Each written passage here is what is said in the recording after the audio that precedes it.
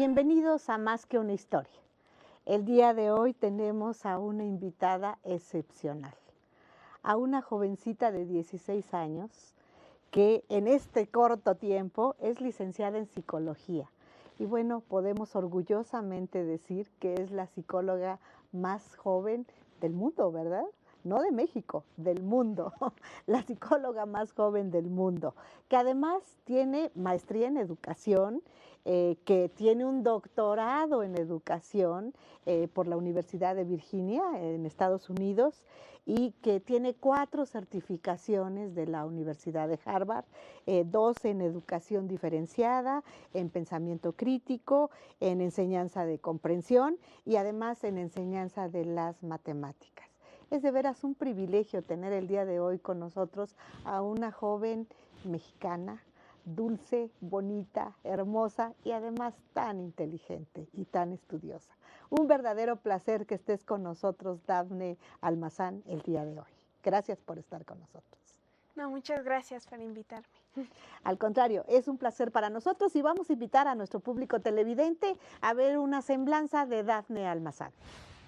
La mexicana Dafne Almazán Anaya es la psicóloga titulada más joven del mundo, pues consiguió su título a los 13 años y al mismo tiempo fue una de las universitarias más jóvenes de la historia.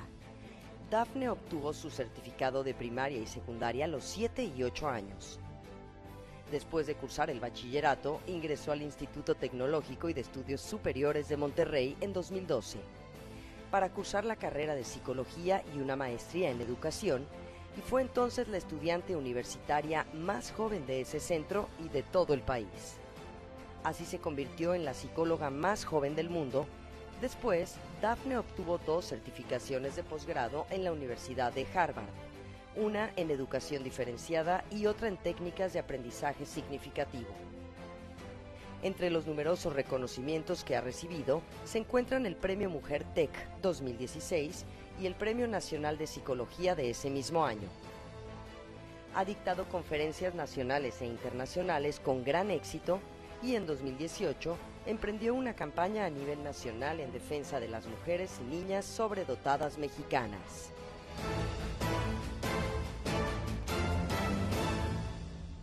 Esto es Más que una historia con Dafne Almazán. Recordarán ustedes que la semana pasada tuvimos la entrevista de su hermano, Andrew Almazán.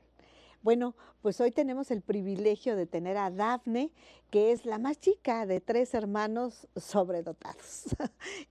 Dafne, primero que nada, me llama la atención, sobre todo porque es mi carrera, después de estudiar psicología, de tener maestría, de hacer un doctorado, de tener certificaciones por parte de Harvard en diferentes especialidades educativas.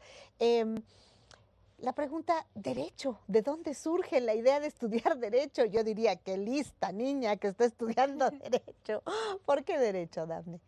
Bueno, es que desde pequeña yo sí tenía interés por el derecho, pero luego estudié psicología, mi maestría, y mientras estaba estudiando mi maestría vi que había mucha necesidad de leyes, legislaciones para los niños sobredotados, para que se dieran a conocer y también que haya una educación especializada para ellos. Entonces, para lograr esto, primero necesitamos conocer bien las leyes. Entonces es por eso que me metí a estudiar Derecho. ¿Y en qué semestre vas de Derecho? Voy en tercer semestre. ¿En tercer semestre? ¿En qué universidad? En la Universidad Latinoamericana. ¿Y ahora estás en sistema escolarizado? Bueno, sí, es presencial. Voy a tomar clases y luego hago mis trabajos. Perfecto.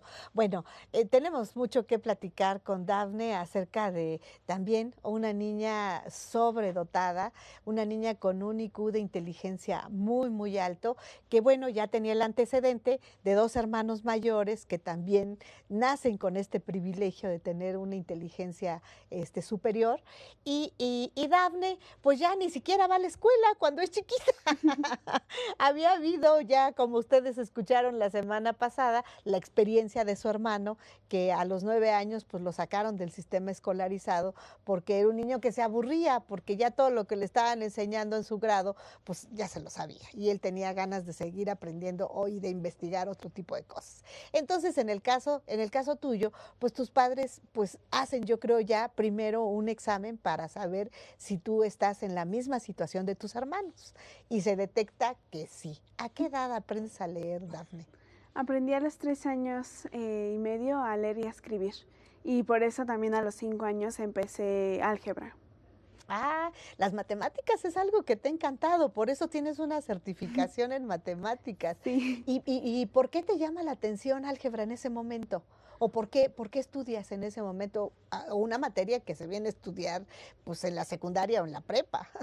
No, es que yo quería entrar desde antes a la primaria, pero no se podía, por todas las leyes, todo de que tienen que entrar a cierta edad.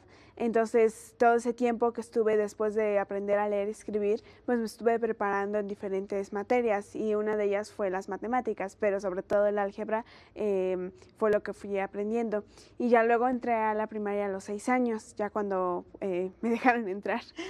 Pero la acabé en un año, gracias a todo este tiempo que estuve estudiando. O sea, en un año haces 6 años de primaria. ¿Y qué edad tienes cuando terminas la primaria? Acabé a los 7 años y a esa edad entré a la secundaria.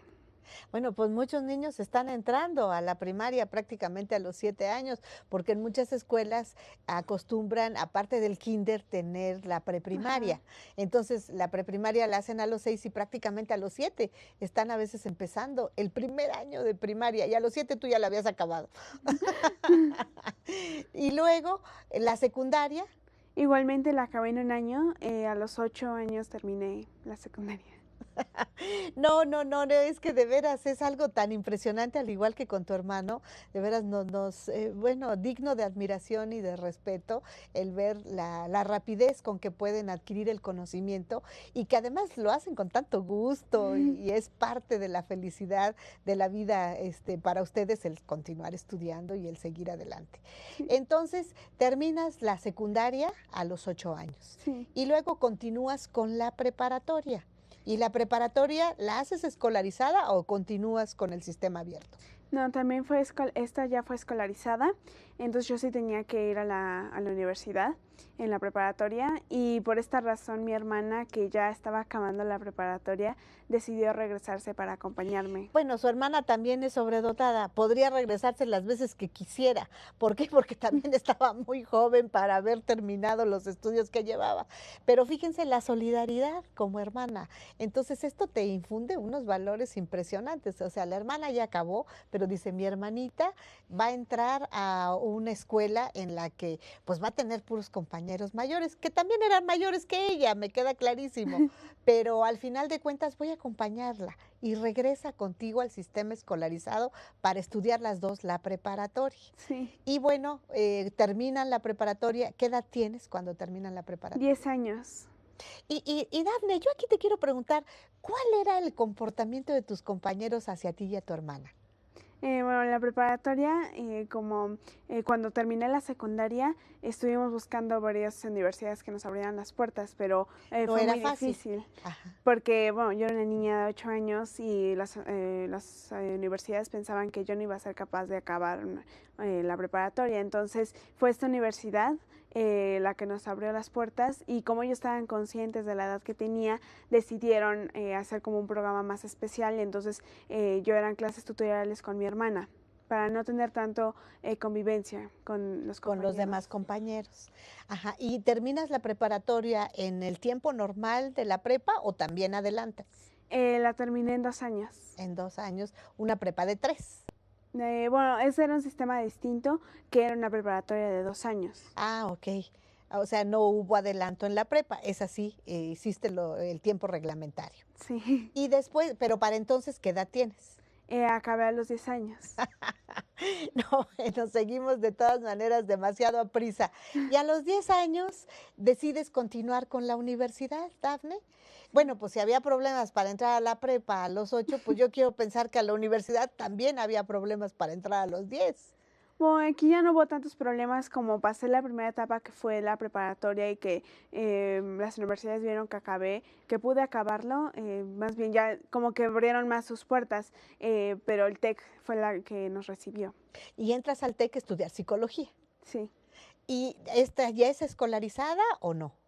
También es escolarizada, yo tenía que ir allá y trabajos los tenía que hacer ya en mi casa, pero en ese entonces ya se había fundado el CEDAT, el Centro de Atención al Talento. Y también tu hermana te acompaña en esta carrera, entiendo, Sí, ¿verdad? porque ya estuvimos emparejadas, entonces fuimos juntas toda esta formación. A estudiar psicología. ¿Y terminas psicología a qué edad? La terminé a los 13. Dios mío, a los 13 años, pues yo creo que uno está entrando a la secundaria, ¿no? Más o menos por esas fechas. Entonces, bueno, y a esa edad ya eras licenciada, ya eras profesionista en psicología. No, bueno, impresionante. Pero además no te conformas con eso, porque finalmente estudias una maestría. ¿En qué? Una maestría en educación, igualmente en el TEC, y mientras estaba estudiando la maestría fue cuando también decidí estudiar Derecho. Ay, eso me parece muy bonito. A mí mi carrera me encanta, déjame decirte, yo solo tengo una, no puedo presumir de muchas como tú y como tus hermanos, pero a mí me encanta. Entonces, ¿te motiva a estudiar Derecho el hecho de que ya existía este centro, CEDAT? Sí, ya existía. Y que veías que había pues varios problemas de carácter legal que hay que solucionar y eso te mueve a estudiar Derecho. Pero ¿empiezas a estudiar Derecho cuando ya terminaste la maestría? No, cuando Estabas estudiando estaba la estudiando la maestría. maestría, estaba en mi tesis. Estabas haciendo la tesis y ya te metes a estudiar otra carrera.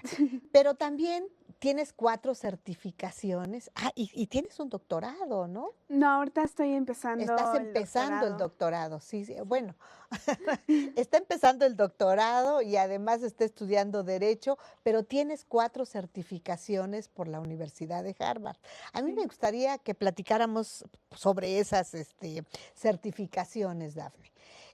¿En qué consisten Ujú. y qué implica para ti al haber estudiado cada una de ellas? Estudiaste por principio de cuentas, entiendo, pensamiento crítico. Te certificaste en pensamiento crítico. ¿Por qué, Dafne?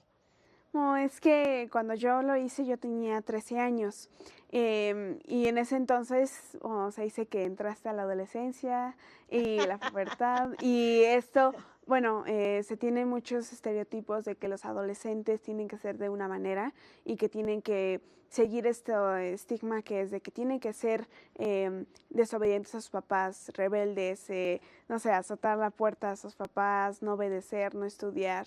Y yo estoy ahorita viviendo mi adolescencia y puedo decir que esto no es cierto. Uno no tiene que ser así solo por pasar esa etapa. Y puede ser una etapa bonita, no necesariamente tienes que estar enojado con tu vida en esa etapa. De hecho, tienes que aprovechar esa etapa que nada más la vas a tener una vez en tu vida y aprovechar para, no sé, para hacer cosas, para estudiar, para esforzarse. Aparte es una etapa muy bonita en la que, bueno, tienes muchas fuerzas, voluntad, motivaciones y no tienes por qué hacerla una etapa fea, ni para Fíjate, ti ni para tus papás. no, y para el mundo que te rodea, porque sí, los adolescentes luego son especiales. Entonces, ¿tú consideras que esta parte de la adolescencia que se considera la época de rebeldía, la época del mal portamiento, no es más que producto de un estereotipo cultural? Sí, Que en realidad puede cambiarse perfectamente, que no tiene que ver con nada hormonal, con nada que esté relacionado pues con un cambio de vida, sino simple y sencillamente es un comportamiento. sí, la sociedad es la que infunde en las películas, en las redes sociales, en los propios papás que dicen, mi hijo cuando pase a la adolescencia va a ser así. Y entonces el hijo, Va a ser obviamente, insoportable. y obviamente el hijo dice, ah, bueno, ellos me están dando permiso de ser insoportable, entonces lo voy a hacer. Y esto no tendría que ser así. Ay, eso me parece maravilloso, porque sí tendría que ponerse en práctica para mejorar una parte muy importante de nuestras vidas. Sí. Es pasar bonita una etapa que normalmente se pasa medio enojada. No, me parece un pensamiento maravilloso y por eso te certificas en pensamiento crítico. Sí. Esa es la razón fundamental para tratar de lograr este cambio. Para lograr que también las personas desde pequeñas, desde los niños, tengan un pensamiento crítico y sean críticos a lo que realmente, no sé, a lo que la sociedad te infunde, entonces tienes que ser crítico y decir, no, yo no voy a ser así porque yo quiero ser de esta otra manera. Entonces esto Ajá. consiste el pensamiento crítico. O sea, estoy enojado. A ver, ¿por qué estoy enojado? O sea, ¿qué me ha dado la vida o cuál es mi problema para estar enojado en este momento? Sí, sí, ¿verdad? Un poco es eso. Sí, No, pues es maravilloso porque realmente aliviaríamos la vida de muchos padres, de muchos hermanos y de mucha gente. Me parece extraordinario. Sobre todo el empezar científicamente, de manera organizada, de manera sistematizada, a tratar de formular un cambio de esta naturaleza. Me parece extraordinario. Bueno, hiciste 2 certificaciones, ahí no entiendo por qué 2 y en qué consisten. Quisiera que nos explicaras sobre educación diferenciada, pero vamos a ir un corte, Dafne, porque como verás, sí. ya se nos fue el primer trecho. Vamos a un corte y regresamos para que nos platiques por qué es una doble certificación o son 2 certificaciones distintas en educación diferenciada y en qué consisten. Vamos a un corte y regresamos.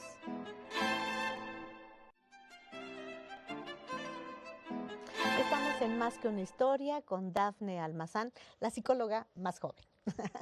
Dafne, estábamos comentando de estas otras 2 certificaciones que tienes por la Universidad de Sí. Harvard. ¿Nos puedes comentar en qué consisten y de Sí. qué se trata? Son 2 de educación, una es de educación diferenciada, porque, bueno, la semana pasada que mi hermano vino, él explicó un poco de que los niños sobredotados tienen que estar con sus pares en una educación diferenciada para que no se aburran en las clases y tengan un buen rendimiento. Y la otra es de enseñanza para la comprensión, porque muchas veces las personas simplemente les enseñan para el examen y entonces estudian, no sé, matemáticas para el examen, pero luego se les van a olvidar los temas.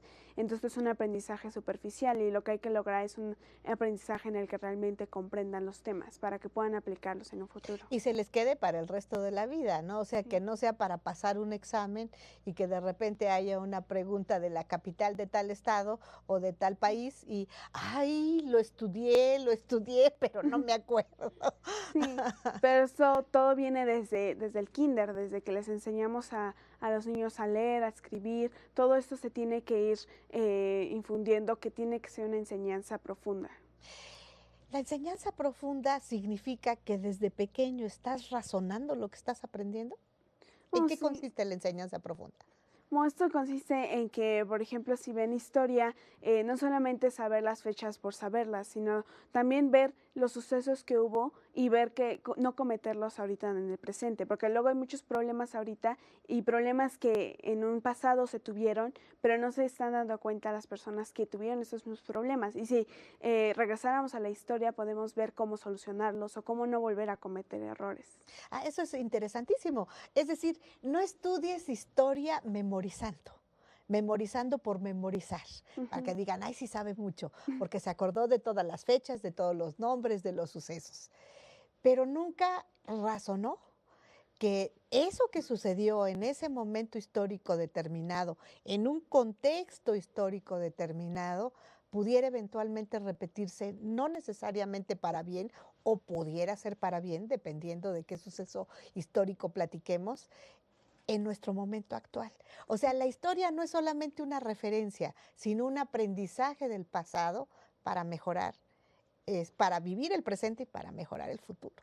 Sí. Esa es realmente la filosofía de comprender mejor. Sí, y eso también se puede aplicar a cualquier materia, a Claro, matemáticas, claro. a física, química, psicología, todo se puede aplicar a que en el mundo actual tenemos problemas y que podemos solucionarlos, o también no cometer errores o hacer cosas que en un pasado se hicieron bien. Fíjate que yo nunca había pensado o razonado esto, y creo que tienes toda la razón del mundo. Te digo, el aprendizaje siempre tiene que dejarnos algo positivo para su aplicación. Sí, Buscar siempre la aplicación de lo que aprendemos para tener una mejor vida, sí, para tener un mejor mundo, para tener un mejor país. ¿No? sí. Me parece maravilloso. Ujú. Pero tienes otra certificación, que es la de matemáticas. Sí, Ay, sí. aquí platícame, para mí y para mucha gente, las matemáticas siempre han sido el coco. Y luego tú me dices que a los 5 años ya estudiabas álgebra. Eso es realmente impactante. A ver, platícanos, ¿qué es esta certificación en matemáticas? ¿Qué implica? Y sobre todo para una niña tan chiquita y ahora para una jovencita. Bueno, es enseñanza de las matemáticas y es porque desde pequeños, bueno, o sea, tienen distintos programas de matemáticas, pero luego los programas de enseñanza de las matemáticas llegan a ser muy repetitivos, o bueno, está bien porque tienes que practicar, pero también luego no los relacionan con la vida real. Es decir, que es esta ecuación y no sabes ni para qué sirve, ¿Para nada qué la más vas la a uses. aplicar? Sí. Y muchas personas piensan que las matemáticas no se aplican en la vida real, nada más dicen, ah, bueno, las sumas y las restas, ¿no? Pues realmente todas las matemáticas nos están rodeando, entonces, pero la gente luego no lo ve por la enseñanza que les dieron a estos niños. ¿Consideras que debería haber un cambio o un mejoramiento en los programas de aprendizaje de las matemáticas? Bueno, yo creo que debería más bien haber un mejoramiento porque ya se tienen las fórmulas, aprender, pero también se necesita el poder aplicarlo en problemas. Es decir, luego no ponen casi problemas de que tienen que solucionar y estaría bien que hubiera más de estos tipos de resolución de problemas para que también la lógica matemática de los niños mejore. Sí, por ejemplo, cuando nosotros hacemos una ecuación. Me acuerdo, bueno, sí, en la secundaria, en la prepa, a mí me tocaba hacer eso, porque era el sistema de aprendizaje que teníamos. Y lo sentíamos tan tedioso, tan aburrido, porque, y lo que dices es totalmente cierto. Bueno, ¿y yo para qué aprendo esto? ¿En qué me puede servir? ¿Cómo lo puedo aplicar? ¿Qué va a solucionar? ¿En qué me va a servir? Creo que nunca reparamos en eso. Nunca Sí. reparamos en eso. Y cuando nosotros pues crecemos un poco más y conocemos un poco más de la vida, vemos que la lógica matemática es la lógica más pura que existe. Y si esa la aplicamos a todo el conocimiento, bueno, pues estaremos con una mejor posibilidad de conocimiento y sobre todo de discernimiento. Sí, entonces es muy importante esto trabajarlo desde los chiquitos, desde los niños de kinder. Bueno, no sé si ahí ven más en serio de primaria que empiezan Bueno, a de ver. kinder cuando son sobredotados como tú, porque entonces sí lo entenderían perfecto. Los demás estamos muy difícil de entender en ese momento. Bueno, en primaria, desde ese entonces se tiene que dar también, porque si tú le das un tema a un niño que llega a ser muy tedioso, difícil, el niño al final Se aburre, ya, iba. sí, ya no lo toma en cuenta. Exacto, y ya no le va a gustar las matemáticas. En cambio, si desde un principio se tiene un sistema más interactivo, más de aplicarlo a la vida real, De hacerlo entonces, interesante, de hacerlo ajá, bonito, de motivar el aprendizaje. yo creo que eso sería muy distinto y los niños van a llegar a prepa, a la universidad y tema de las matemáticas les van a gustar, les van a apasionar. Y deja de ser el coco de todo el aprendizaje. Sí, Luego yo hasta eso decía, creo que estudié Derecho porque es la carrera que nunca va a volver a ver matemáticas. Era una de las razones. Bueno, esa es otra de las certificaciones que tú haces. Pero también estás trabajando en este centro, por lo que veo. ¿Cuál es tu función en este centro? oh, yo estoy ahí, más bien estoy estudiando, porque todavía tomo yo clases ahí, todavía me encanta mucho la parte artística y la deportiva.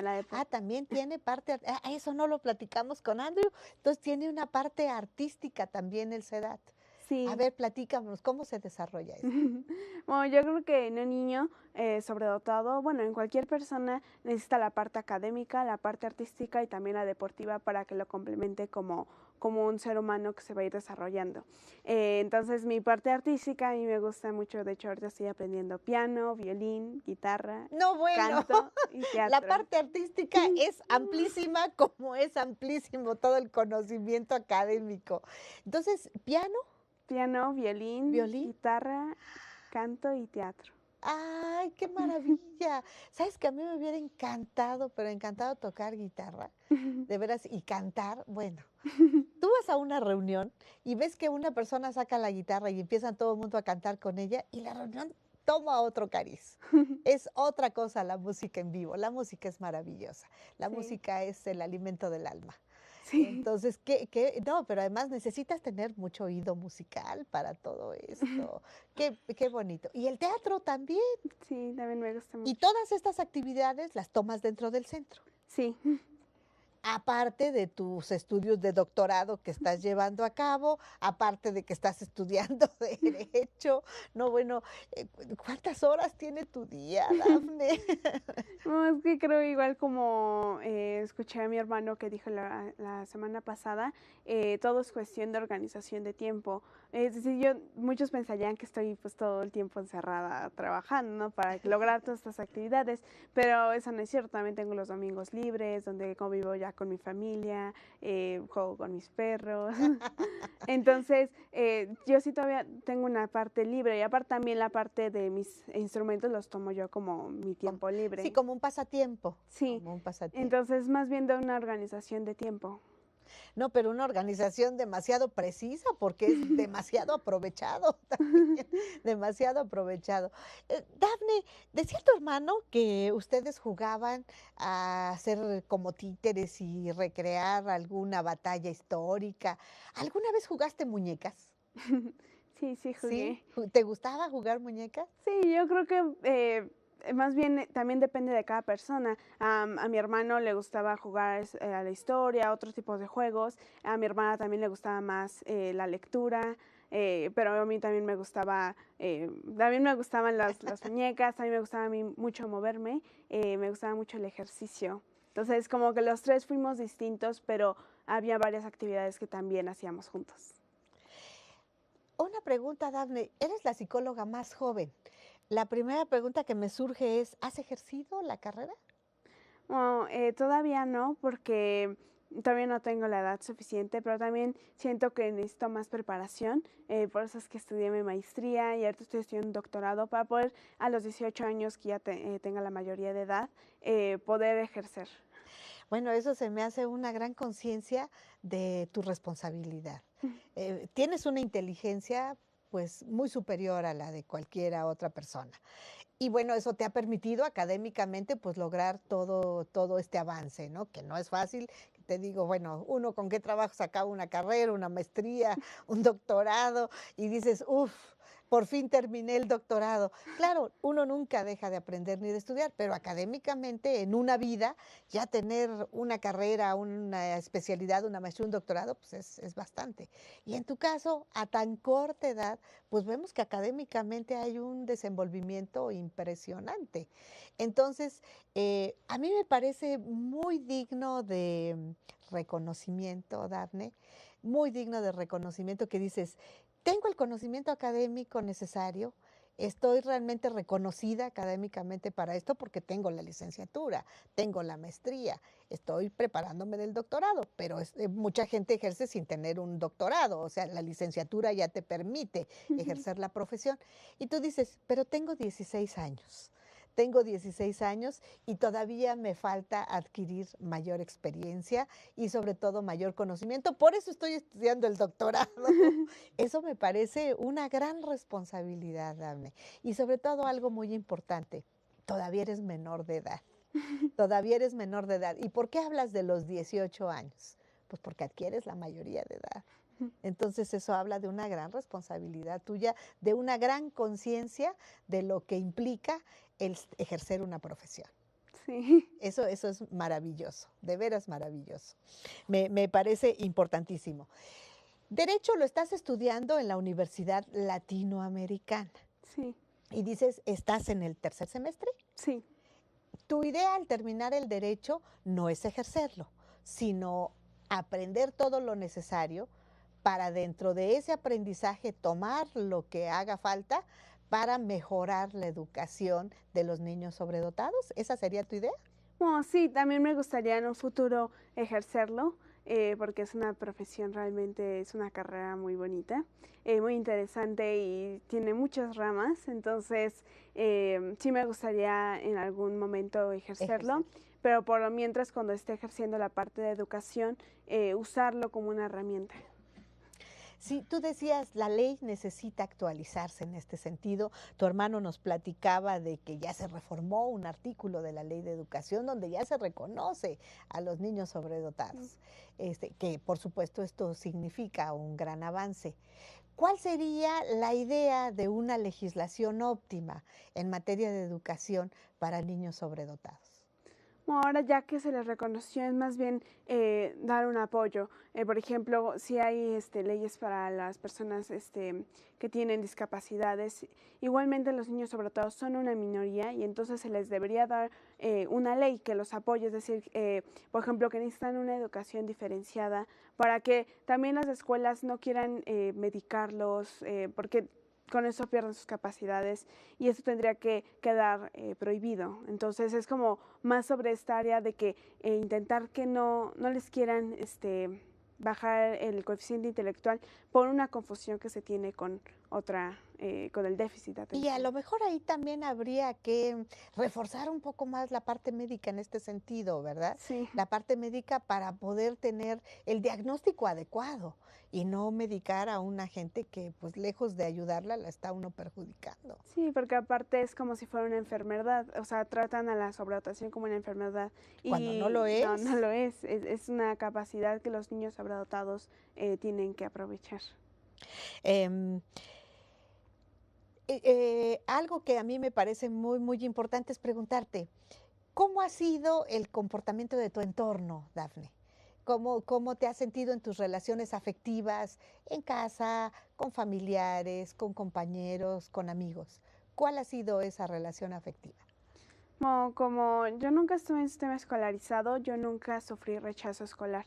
Entonces, bueno, yo puedo decir que mi vida fue feliz desde pequeña. Entonces, a mí no me ha costado trabajo socializar con mis amigos, con mi propia familia, porque yo siento que mi estabilidad emocional está bien y gracias a a que mis papás me sacaron del sistema escolar. En cambio, muchos niños sobredotados, cuando tienen 8 años y ya sufrieron mucho, luego hay casos de niños que se quieren suicidar. Entonces, esto realmente afecta sus relaciones afectivas, es decir, ellos no van a poder convivir bien con otro niño porque van a pensar que ese niño los va a querer dañar también. Entonces, yo lo que intento es que se pueda detectar a estos niños desde pequeños porque siguen siendo niños, aunque sean sobredotados, y Claro. merecen ser felices. Por supuesto, pero es un poco eso, la incomprensión, ¿no? El no Sí, entender que se trata de un niño sobredotado. Pero fíjate que yo no había pensado que llegaran hasta pensar en el suicidio. sí, desde Eso es edades muy terrible. pequeñas. Y bueno, finalmente el bullying y todo esto de lo que son víctimas en las escuelas, pues sí puede llegar a lastimarlos Sí, seriamente desde el punto de vista psicológico. sí. Bueno, tú Y eres también psicóloga, físico. tú eres psicóloga, tú estás más enterada de eso. No, bueno, yo lo que te diría, Dafne, todas estas situaciones que se están dando dentro de las escuelas, con los niños, em, ¿son cuestiones culturales que nos marcan ciertos patrones? No, sí, de hecho, el bullying, que es algo social, no es algo hormonal o que tenga que ver médico, porque en la sociedad se piensa que si algo es diferente, entonces eso lo tenemos que atacar, cuando tendría que ser totalmente diferente. Tendríamos que apoyar a esa persona diferente. Entonces, sí es algo social. Aparte también los estereotipos que te tienen de los niños sobredotados, son muy fuertes y eso también afecta la relación que tienen con sus compañeros. Y yo creo que eso lo cuidaron mucho con ustedes, que no se dañara, que no hubiera ese lastimarlos por sentirlos superiores a otros niños. Yo creo que ahí la labor de tus padres, bueno, ha sido realmente extraordinaria, extraordinaria, y en eso pues sí son privilegiados, no solo por ser tan inteligentes, sino por haber tenido una familia donde se supo comprender este privilegio. Vamos a ir a un corte y regresamos. Estamos en Más que una historia con Dafne Almazán, la psicóloga más joven. Dafne, eh, platicábamos también hace una semana con tu hermano de este centro CEDAT, que tu familia pues prácticamente es la que crea, organiza y hace que funcione de una manera muy, muy interesante. Yo sé que tú también ahí tienes una gran participación, pero hay una participación no solamente en lo que implica el centro, sino muy significativa en algo que a mí en lo personal sí me impacta mucho y además me parece extraordinario, que es la campaña de género que estás organizando dentro de CEDAT. ¿Nos quisieras platicar de qué se trata, Dafne? Oh, sí, la inauguré cuando se inauguró el CEDAT de Ciudad Satélite y ahí fue cuando decidí empezar esta campaña de género, porque bueno, los niños sobredotados sabemos que son un problema en la escuela y por eso se captan más rápido, pero las niñas, bueno, ellas son más difíciles de captar. Sí, hay una diferencia entre hombres y mujeres, incluso entre niños sobredotados. ¿Por qué, Dafne? No, es que las niñas tienden a ser más quietas, se adaptan al sistema por los estereotipos que se tienen, que tenemos en este país de género. Entonces, de hecho, en el CEDAT, de cada 10 niños que detectamos, 2 son mujeres. O sea, se detecta poco a las niñas. Muy poco, o sea, en los salones tenemos 2 mujeres y son 30 niños. O 4 mujeres. Entonces, realmente eso no es de que no existan, es más bien que se están adaptando al sistema escolar, ellas tienden a adaptarse más para no ser rechazadas, pero esto se debe a que, bueno, en los estereotipos las mujeres no pueden expresar si están aburridas, si ya no quieren, no se pueden estar moviendo y entonces los papás, aunque tengan a la niña sobredotada, el niño es el problema, entonces lo diagnostican a él y la niña pues queda olvidada porque ella no está dando problemas en la escuela. Porque ella es quieta. Pero no es porque ella le gusta la escuela, es más bien porque tiene estas expectativas de sus papás, de los propios maestros, de toda la sociedad, de que deben ser de una cierta manera, y esto hace que las perdamos. ¡Qué terrible! Sí. Fíjate que, bueno, es algo que no se me había ocurrido, que en realidad sean bien portadas porque es un estereotipo social. Sí. O sea, tu rol como niña es estar calladita y estar bien portada en la escuela. Sí. Entonces, si tú eres una niña sobredotada que se aburre porque ya lo que están enseñando lo sabe, tu rol es portarte bien y no puedes manifestar otra cosa. Y eso ayuda a que no te detecten. Sí. ¡Qué barbaridad! Entonces la Y entonces, campaña... eso te iba a preguntar, ¿en qué consiste la campaña? La campaña es para hacer conscientes no solo a las propias niñas, porque pueden a veces ser muy pequeñas y tienen ya ese estereotipo, sino también a los propios papás que si tienen un niño sobredotado y tienen una niña, entonces también que apoyen a la niña, porque puede ser que sea sobredotada, porque como vimos de la genética, de que los hermanos pueden ser, y también a los propios maestros, los maestros que ya refieren al niño porque dicen, no lo aguanto. No lo aguantamos, pero es sobredotado. Entonces, ya de esta manera ya se saltan el paso de los medicamentos que le dan, entonces ya puede pasar a un centro especializado, pero también poder canalizar a una niña, porque una niña, bueno, obviamente no va a estar expresando sus emociones, pero hay que buscar que los exprese. Ay, eso es terrible. ¿Qué es lo que tendrían que hacer para que la niña exprese sus emociones? ¿Cómo funciona la campaña? Bueno, primero rompe estos estereotipos diciendo que no está mal ser diferentes, que ellas pueden ser diferentes y que no importa lo que la sociedad vaya a pensar de ellas, sino que ellas deben hacer lo que a ellas les guste. Y esto es, si ellas están aburridas en las clases, entonces expresarlo y de esta manera puedan ir a un centro especializado. Fíjate qué interesante. Sobre todo, bueno, nosotros acá en la Suprema Corte pues tenemos lo que es el Comité Interinstitucional de Igualdad de Género. Y sí, estamos conscientes de que es una situación meramente cultural. Sí, No es una cuestión de sexos, no es que no, eres hombre o eres mujer. Es una cuestión cultural porque es la vida la que nos ha llevado a decir esto es lo propio de los hombres y esto es lo propio de las mujeres.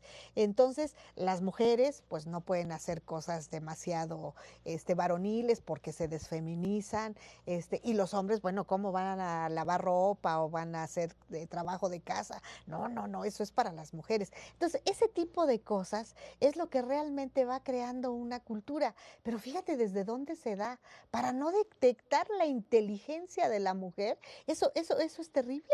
sí. Eso es terrible porque eso incluso le impide un acceso a la educación adecuada. Y le impide también un desarrollo de lo que va a poder ser después, porque si se queda en el sistema puede perder su inteligencia y lo que pudo haber logrado en otro tipo de educación se pierde. Eso es realmente tristísimo, tristísimo, porque definitivamente sí nos pone en desventaja. Sí, Sí, nos pone en una gran desventaja. Ahora ahí a quienes hay que concientizar es a los papás y a los maestros. sí, pero también las propias niñas, porque o jovencitas, porque ellas cuando se den cuenta que sí, ellas saben que son diferentes, pero no lo quieren expresar porque tienden, ellas creen que van a ser rechazadas por la sociedad, entonces deciden, O sea, pues el trabajo es de todos. sí, O sea, es un todos los trabajo. que están en ese entorno. Es un trabajo en equipo porque no solo lo puede lograr la niña, necesita el apoyo de sus papás y de los maestros. Entonces es más bien un trabajo en equipo para lograr que se puedan detectar. Eso es maravilloso y eso se te ocurre a ti, Dafne. Sí, No, bueno, te digo que eres la innovación en todo, absolutamente en todo. Dafne, un proyecto personal, o sea, me refiero a tu persona, no personal, tienes muchos proyectos académicos y todo, pero tu proyecto de vida personal, ¿cómo es, Dafne? como yo en unos años, bueno, no en unos años, como en 10 años, me quiero casar y tener una familia, porque también siento que hay un estereotipo, tenemos muchos estereotipos en la sociedad, Demasiados, pero demasiados. también hay un estereotipo de que si una mujer, ok, rompió los estereotipos de género, pero se piensa que por haberlos roto, entonces no va a seguir nada de lo que una mujer hace, entonces no va a tener familia, no va a tener hijos, y yo creo que es más bien una decisión de cada persona. En mi caso, yo sí quiero tener una familia, es decir, sí rompí esos estereotipos, pero yo también quiero tener una familia y tener hijos, entonces es más bien yo creo que cuando rompe los estereotipos no necesariamente es no hacer las cosas de, no sé, de una mujer, sino es decidir qué cosas tú quieres hacer. Yo creo que sí, lo más importante es eso, tener la capacidad de decidir.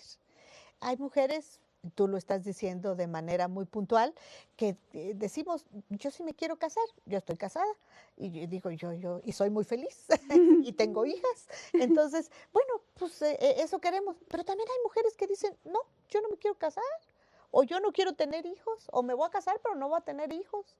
Entonces, ¿qué es lo que implica esto? No es, ay, ¿cómo? Pues si el matrimonio es para tener hijos, es la decisión finalmente de cada quien. Yo creo que aquí es donde entra el pensamiento crítico, que cada uno tiene que ser crítico y ver lo que la sociedad te está queriendo imponer y más bien tú tener la libertad de decidir. No, bueno, eso creo yo que es lo más importante, que se vaya descifrando y que se vaya decantando absolutamente en todos los actos de nuestra vida, en Sí. todos. Ahora, a los padres les sale caro, les cuesta el tener un hijo sobredotado. Bueno, depende mucho. Por ejemplo, los niños que están en robótica, que les gusta mucho la robótica, obviamente el comprar los robots, todos los materiales, si ellos ya hicieron un robot, quererlo exponer, los viajes, obviamente eso va a ser más caro.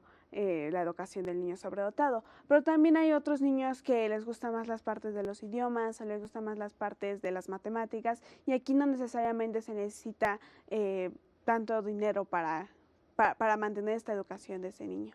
Ajá. O sea, depende de las aficiones, depende de los gustos de cada Sí, quien y el depende. de canalizar, pues todo ese potencial a lo que cada quien quiere. Sí, o sea, yo también siento que los niños sobredotados, aunque tengan una gran habilidad en matemáticas, sí necesitan de todas las áreas, porque como dije, igual, está en lo académico y lo artístico y lo deportivo, entonces es más bien también en lo académico necesitan de todas las áreas, porque al final, por ejemplo, las matemáticas no es lo único que te va a servir en la vida, también te va a servir la historia, las ciencias naturales, todo te va a hacer que puedas ser una persona que tiene un aprendizaje profundo. Claro, un mejor aprendizaje de la vida, del entorno, Sí, de nuestra realidad, incluso, sí. de nuestra propia realidad. Em, Cuando tú decides entrar a este centro también a colaborar con tu familia, ¿cuál es tu visión del centro? ¿Cuál es tu visión de la misión de este centro en nuestro país? Bueno, yo lo que espero de este centro de atención al talento es de que se pueda expandir a varias entidades, porque hay varias entidades de personas de otros estados que quieren venir, pero les queda muy lejos. Entonces, al final terminan diciendo que mejor no llevo al niño porque está muy lejos. Y entonces ahorita hemos abierto 3, la de aquí de Ciudad de México, también la de Ciudad Satélite y la de Guadalajara. Y estas apenas ahorita estamos expandiendo este campo para poder apoyar a otros niños que se encuentran en estados lejanos. La idea sería que hubiera cuando menos uno en cada estado. Sí, porque de esa manera, si en las escuelas de estos otros estados están teniendo estos niños problemas, porque en todos los estados hay niños sobredotados, entonces podrían referirlos a estos centros.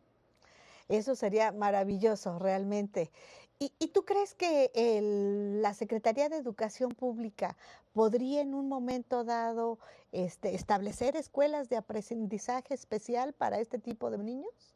No, yo creo que también es un trabajo en equipo, es decir, nosotros como institución privada, pero también el gobierno. Yo creo que si juntáramos fuerzas, Conjuntando esfuerzos. pues obviamente podríamos lograr una mayor, poder captar a estos niños. Pues sí, el problema que tenemos es que incluso hasta las escuelas en lugares recónditos, ni siquiera las escuelas normales las tenemos pues realmente como quisiéramos para dar una educación a toda la República Mexicana. Sí las hay, pero hay unas que quedan muy lejos de donde los niños tienen que desplazarse. Sí, Entonces, pensar en una escuela especial como esta, pues sí es todavía un poco mucho, pero lejano. mucho más Pero complicado. sí, yo creo que sí, el SEDAT hace este esfuerzo, yo creo que en un futuro ya el gobierno va a poder, bueno, ver también es que estos O sea, sí lo niños, visibilizas. sí, Ah, bueno, que eso es lo más importante. sí, Y hay que trabajar duro para lograrlo. sí. Ahora, tu doctorado, Dafne, estás empezando a estudiarlo. ¿Cuánto tiempo tarda? Y bueno, la carrera la haces demasiado pronto. La pregunta es, ¿este doctorado es en tiempo normal, escolarizado, por investigación? ¿Cómo lo llevas a cabo? Bueno, es un doctorado como de 4 años, entonces, porque es de investigación, ya en los doctorados ya es aplicar todo lo que ya viste en la maestría, en la licenciatura, en todos tus conocimientos que tienes, aplicarlo ahora a poder solucionar un problema. Entonces, realmente es una etapa muy bonita porque ya no es estar aprendiendo teoría, sino ya es poder aplicar esta teoría a un problema que está en nuestra sociedad. Desde luego que la aplicación y todo el trabajo que hacen tú y tu familia está enfocado mucho a los niños que tienen esta inteligencia superior, a los Sí. niños sobredotados. Pero tú dirías algo para los niños que no tienen esta inteligencia, los niños comunes, que tienen una inteligencia normal, como todos los demás. ¿Qué recomendarías para que los niños realmente tengan un amor al aprendizaje como lo tienen ustedes? No, es que lo que yo creo es que, ok, los niños sobredotados tienen esta capacidad, pero también yo creo que no tanto depende de esto, sino también depende del propio niño, sea o no sea sobredotado, las ganas, la motivación que tiene atrás de todo esto, de querer aprender. Entonces, más bien es querer poner esfuerzo en todo, porque, bueno, como personas todos tenemos talentos, entonces tenemos talentos en diferentes áreas, todas las personas. Pero ahora es cuestión de encontrar ese talento y poderlo explotar para poder ser mejores. Por ejemplo, a un niño que estudia desde pequeño algún otro idioma, ¿consideras que es el momento de aprenderlo o tiene que esperarse para poder estudiar otros idiomas? Veo que tú también hablas varios. ¿Cuántos hablas, Dafne? Estoy aprendiendo francés, chino e inglés. Bueno, tu hermano también habla chino y habla francés, pero yo creo que el chino no es un idioma tan fácil. ¿Te gusta? Sí, porque es otra cultura también. De hecho, el año pasado fuimos un grupo de niños sobredotados del CEDAT a exponer un programa de robótica que hicimos a China y es decir, es otra cultura. Entonces, como aprender también que, en donde estás no es todo, sino que hay todo un mundo que tienes que conocer.